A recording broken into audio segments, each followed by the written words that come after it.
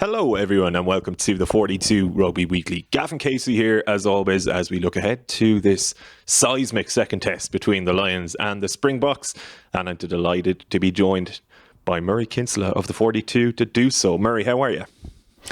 I'm good. I'm relieved that people don't do hour-long reviews of my performance every match and every weekend, but aside from that I'm good. I'm invigorated by Rassie's latest bizarre outburst and looking forward to the second test. Oh, we'll get into it. Don't you worry about that. Bernard Jackman, did you ever think we'd have a podcast dictated by a Vimeo link that pops up in the wee hours of the morning?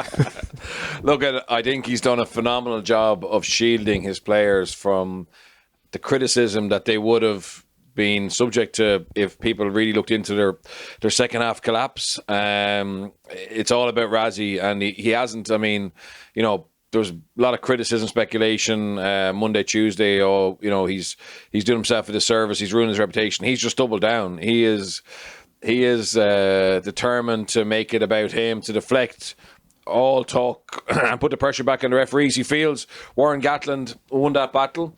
And yeah, I thought it's fascinating. It's definitely, I don't think it's a rant. I think it's, I don't know, I'm the expert in rants, but he actually goes through the process of what caused this necessity to go to social media, and I sympathise with him. I mean, you know, Nick Berry still being asleep at 5 o'clock on Sunday. I'm sure, you know, like he just, you know, it's maybe giving too much detail. You know, the fact that Joel Juge has his answer machine in French, you know, that's pretty understandable. And Rassie felt he couldn't leave a message because he didn't understand what Joel Juge was saying on his answer phone. But yeah, it's fascinating. It's made it completely. I think it's interesting because, in fairness, he's not just going, "Oh, the ref was biased, the ref is blind." He is giving us examples, and I think the examples he's shown are legit. I do think, you know, getting the post-match review on a Tuesday is too slow. You know, let's be honest, it is too slow, and you know, the teams are selected on Monday. It is better to get clarity on Sunday, and if the referees have to get together on Sunday, you know, so be it. They don't have much to do on a Tuesday, Wednesday, Thursday, whereas the coaches, that's where they need to implement whatever change they're going to make. So I think he has some genuine concerns. Obviously, it's new to everybody, but he's not throwing a grenade out there and then, you know, just going behind a Chinese wall and just not do media. He's been out there, and he went to the press conference. You know, was it Tuesday where you were at it? You would have been there with Jack Bar. You know, he's out there and he's engaging with people. People mightn't like how he's doing it, but I think he's seeing Gatland probe and push, you know, in the media in a more subtle way, and particularly around the stuff around Marius Jonker. You know, Gatland did put him in a very difficult position, he was put in a very difficult position by World Rugby, and Gatland ramped that up. And I think Rassie sees the whole Test series on the line, and he's doing whatever it takes to try and either win the referee battle or get fair play. I'm not sure how much he thinks he can influence it, but definitely looking to get fair play. So I'm enjoying it. I still have about 10 minutes left. I couldn't listen to the whole 1 hour, but I enjoyed it. Murray, it kind of reminds me of 2015 when people thought that the actor Shia LaBeouf was gone absolutely off the wall, and he'd staged this self-indulgent marathon of his own movies, inviting people, the media, the public, to a theatre to watch through his entire career, including the mistakes within it. The only difference this time around is that at the end of Shia LaBeouf's All My Movies, there was an element of poignancy to it, and I think people actually were brought on side. This time around, the mistakes in question are all focused on the match officials for an hour, and it is unusual.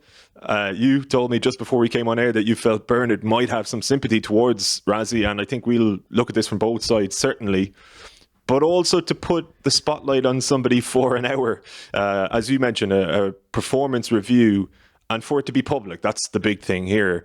In no real other sporting context would you have such intensive analysis of one person's performance, if we're talking about Nick Berry, for an hour after the fact, in public view. Like, even if you think of something like Monday Night Football on Sky Sports, Gary Neville or Jamie Carragher, whoever, might go through a game for 45 minutes, but like, you're talking about different individuals. It's not just centered on one person or the referee. That's where this is different, and I think it's where a lot of people's backs will be raised, if you know what I mean, in the sense that it feels quite personal, even if it is quite clinical in how he executes it. Yeah, it is personal in the sense that it's Nick Barry's errors and non-decisions and his criticisms of those decisions that he is reflecting on. But the point is bigger here, and that's why I felt Bernard would have sympathy with him. I think there'll be quite a few head coaches who will look at this and go, oh, finally someone said it publicly. I actually think this has been coming for a long time. I don't agree with the way he's done it. I'm surprised that he's done it in the middle of a Lions Test series, the biggest occasion, but maybe that's why he's decided to do it. Head coaches, directors of rugby have been pulling their hair out at this for years. The slow reply and feedback they get, the fact that they don't agree with refereeing decisions, they don't feel the standard is particularly high. Birch has discussed that quite often on this podcast. So in that sense, it definitely has been coming. And it feels so strange because he's doing it on Vimeo, you know, and his Twitter stuff has been so strange for us as well. But he says in the video, Twitter and social media is the media now, and Vimeo is the media, and so is YouTube. So maybe the rest of us just need to get used to the fact that it doesn't have to be in a traditional press conference like Gats, who's not on Twitter, has no interest in that. He's using these platforms to get his message out, the same as Gatlin did. As Erasmus says, he complains about the Lions moaning before the first test about highlighting Marius Jonker's position, putting him in an uncomfortable place and that kind of stuff. So he's gone with a different route of doing it. And then the other side of me goes, like, why don't you do an hour-long video of your players absolutely botching a winning position? You know, he could go into massive depth on those mistakes that his 15 players and his subs made. I'm sure they're far more than the 26 Berry incidents. Like, I don't agree with all the bits that Erasmus goes through. You do need an hour to kind of discuss them and bounce them back and forward. Or the mistakes that he and Jack Nienaber made. I mean, they got their selection wrong. They tactically, I mean, they did put their hand up in fairness during the week and say that, but they made plenty of errors too. And you don't see Rassie coming out with a video to highlight those. I think if the Lions went through this game, they'd probably pick out plenty of stuff as well that we all missed or that the referee missed at the time. Now, having said that, the yellow card non-decision around Hamish Watson was a really obvious one, and some of the other ones that Rassie highlights you really can't argue with. But it does feel like a really stinging, I suppose, personal review for Nick Berry, and it puts the match officials in a really tough position now this weekend. Like, that's partly the motivation here as well. They're going to have all sorts of doubts and worries in their own mind, and maybe that'll work out for the Boks, or maybe it'll just make the match officials more hopeful and determined that they don't win this series. Listen, it's unprecedented, but I do think that something like this has been bubbling away and now it's come to a head, and we've seen a massively high profile figure come out and do it. I don't think he's completely lost the head. He does look like he's quite tired, but that's to be expected. These guys just work around the clock during series like this. But he's calculated, isn't he? And he feels that this is the best thing to do for his team. I think Birch nailed it there. No one's talking about the Boks and that hour-long video they could do about their own shortcomings. They're talking about Rassie. Well, yeah, just Murray, I think like there's no doubt that they would have had an hour-long review of their own performance as well, but that stays behind the within the four walls of the team meeting room. And while Rassie's out doing that Vimeo, Jack Nienaber, Felix Jones, etc., are working with the players to put it right this week. I think, yeah, the selection mistakes didn't play out the way it could have. But I think if in hindsight, like, we wouldn't have thought that front row would have come on and struggled. You know what I mean? Like, in fairness, and that's so that.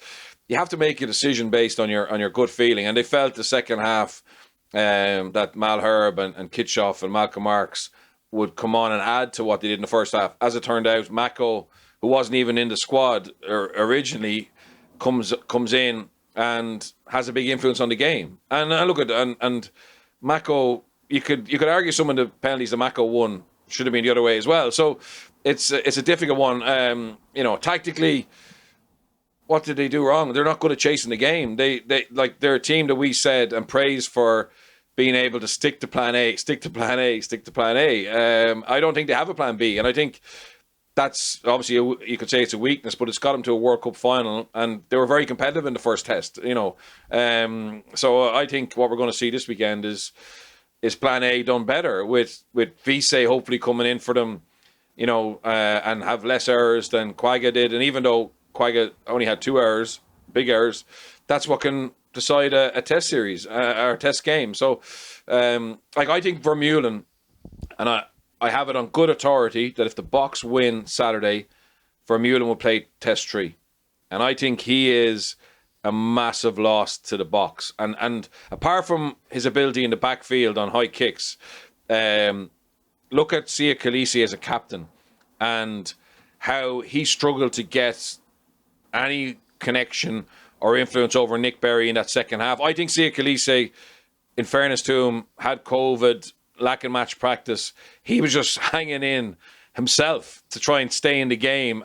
He was under so much pressure from a physical point of view, having not been match fit, and then not having Vermeulen beside him added to that. Vermeulen, I think, has a massive influence on the leadership qualities of Sia Khaleesi as well. He's just an extra experienced guy in the back row, and I felt they lacked that. So yeah, my information is if the Boks can win this week, they'll rush Vermeulen back to play in the decider, which would be a massive boost to them going into the final week if it's all to play for. Yeah, that's interesting because Rassie has insinuated in this video, or rather he's openly stated that he felt there was a lack of respect for Sia Khaleesi compared to Alan Wynne-Jones.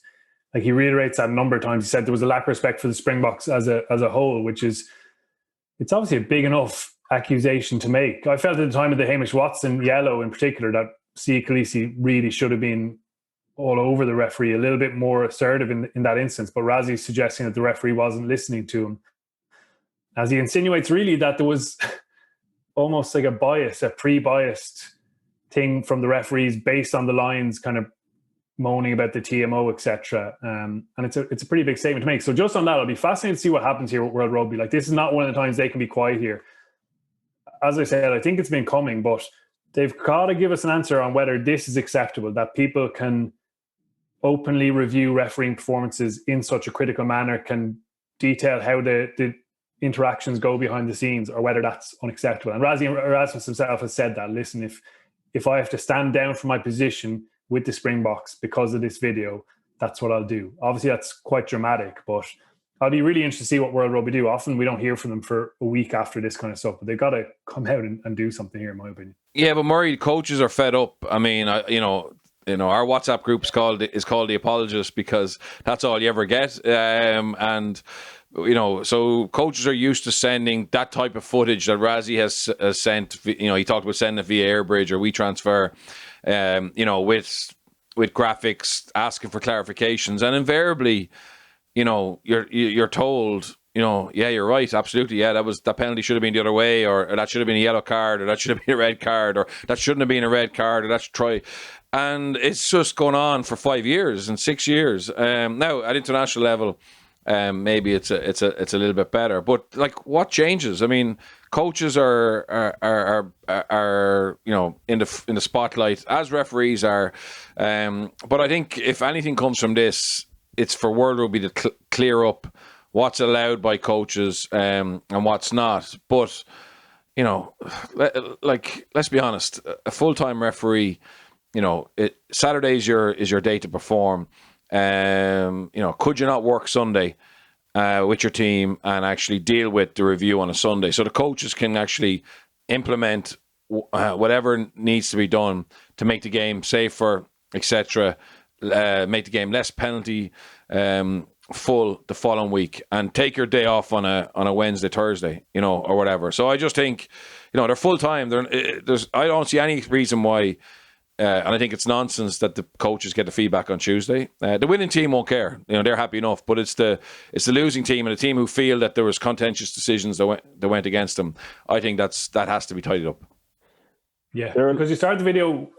Sorry, last thing. You start the video thinking exactly what you said. This is just maniac stuff. But as it goes on, you kind of go, yeah, that's that's actually a fairish point if a little bit aggressively made or whatever.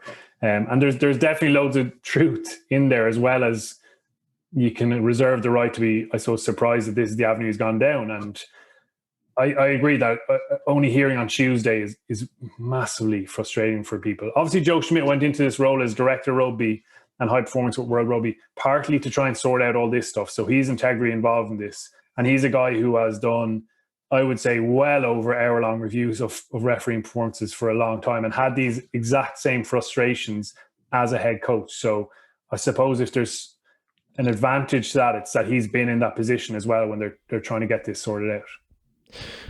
I know you said last thing, Murray.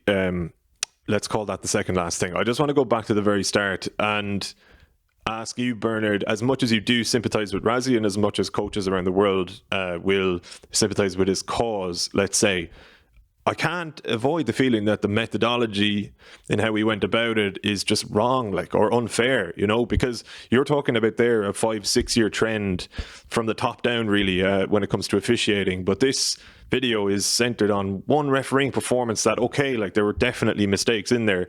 When people watch the video, they'll see that for themselves. Equally, the Lions will have been able to point towards a few that aren't included. But that's just a game of rugby.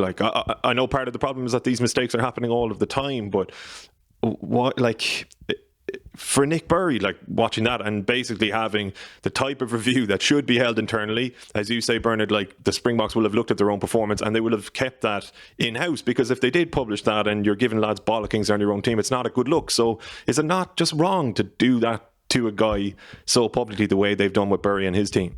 Yeah, it's not. Look, I don't think it's right, and I do feel sorry for Nick Berry and his team. But I mean,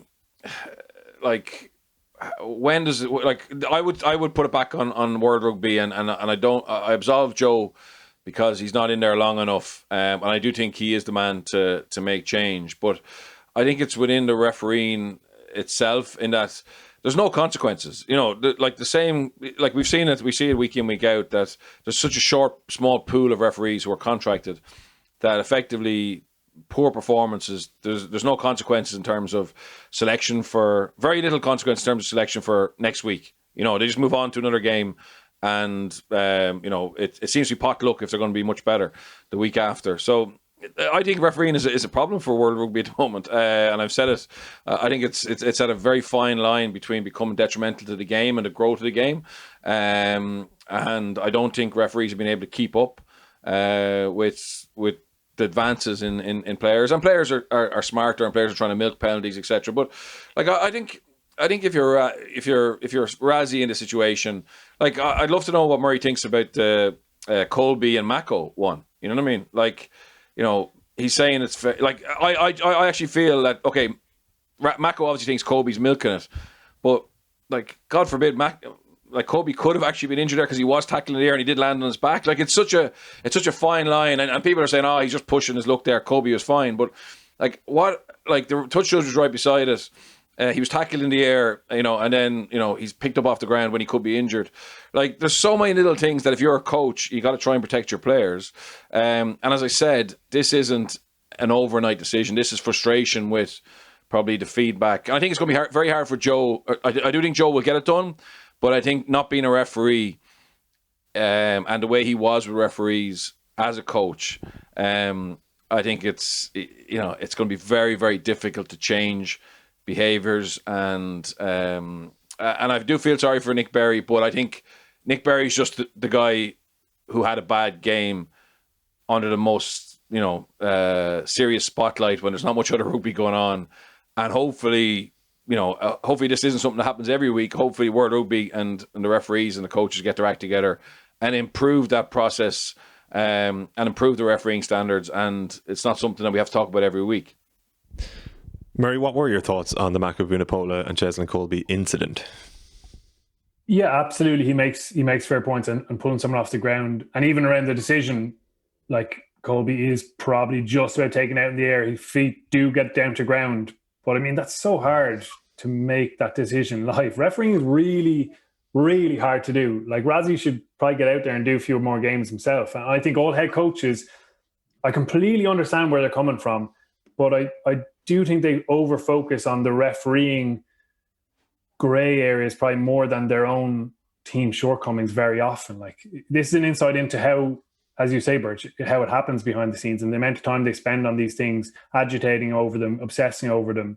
And listen, there's loads of different, just me and Gav just said there was like 41 screenshots that Rasmus goes through. I think he probably could have picked out more of them. Again, I wouldn't agree with every single one of them, but lots of them are fair. I do think the Lions could do similar in it. And that's just the reality of rugby in many ways. It's very hard to get absolutely everything nailed on. I do think there were some big ones missed in this game, but...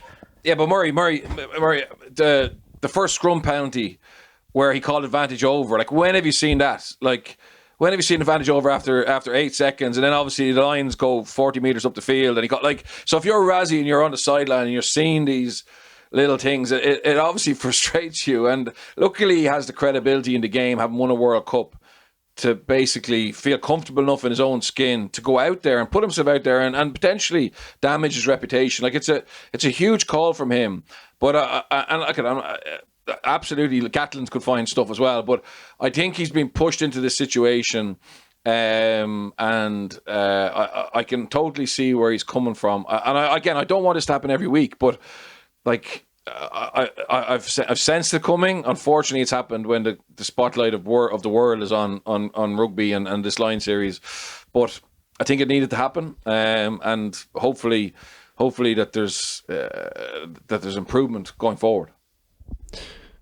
So listeners at home, when you started this podcast, you might have noticed it's a little bit truncated compared to the usual Thursday entries. We will be on later on for the 42 members with Bernard, Jackman, Murray and BJ Botha joining us from South Africa. He's going to look at the scrums. The lads are going to share their screens with everybody at home and do some video analysis of their own, although that's not really why today's podcast is short. It's just absolutely manic at the moment with Olympics, Lions press conferences and things like that. We do actually have a game to talk about here as well before we go.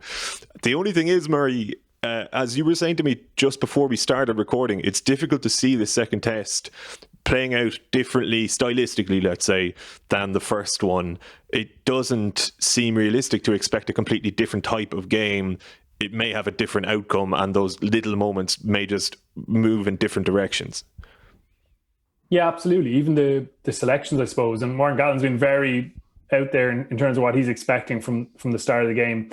Probably a lot of what we saw in the second half, where the Lions are looking to their kicking game, where they're being very direct when they do have the ball, and they're probably not looking for that bit of wit that they did in the first half against the Boks and got punished a couple of times.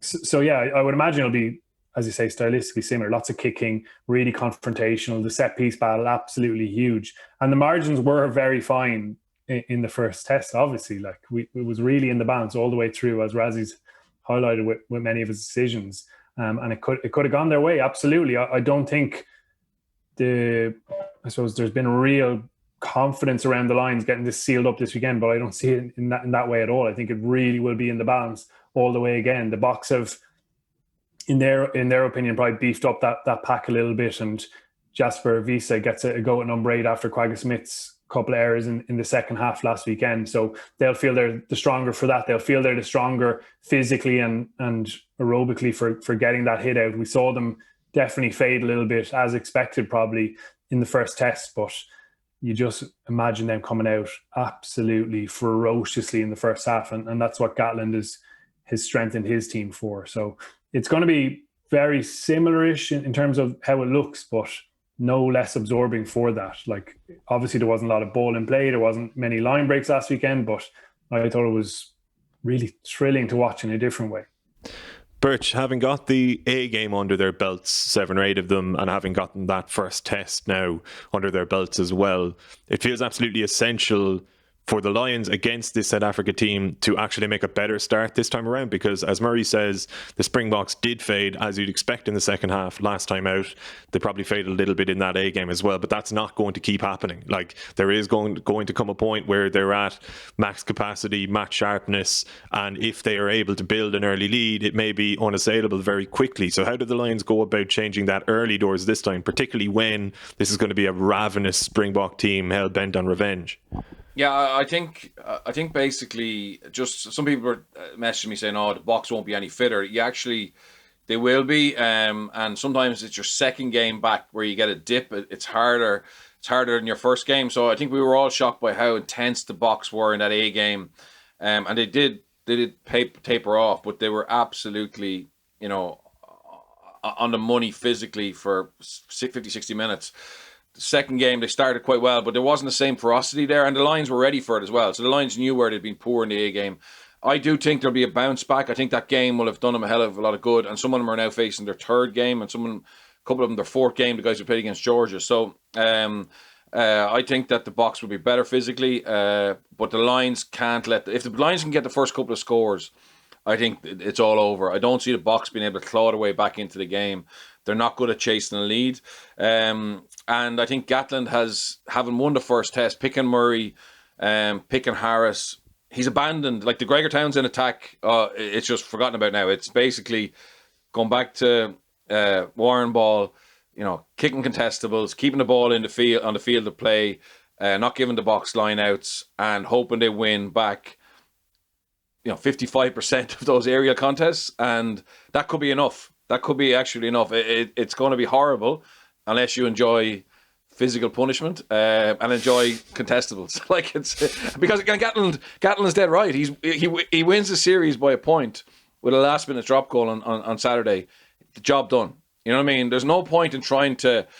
I know that we got Henshaw way down the right just before half time, and there was a little glimpse where they broke down the left hand side with Conan in the first half. But realistically, there's no evidence to suggest that the Lions, ball in hand, have found the keys to unlock the Boks from an attacking point of view, right? From a ball in hand point of view. So I don't see why you would risk that now. If they had lost the first test, go after it again and see what you can do. But now basically you just need to get the scraps. They need to get those balls that are 50-50s in the air and just live off scraps and kick goals, and the series is won. So I think Gatland's picked the team to do that.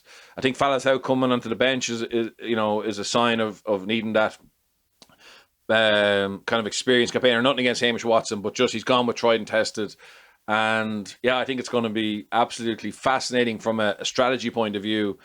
But it's not going to be like sevens. It's going to be sheer physicality. Gats sneaks it. It's all over, Call it for us, so Murray, and I'll come back to Bernard for a prediction.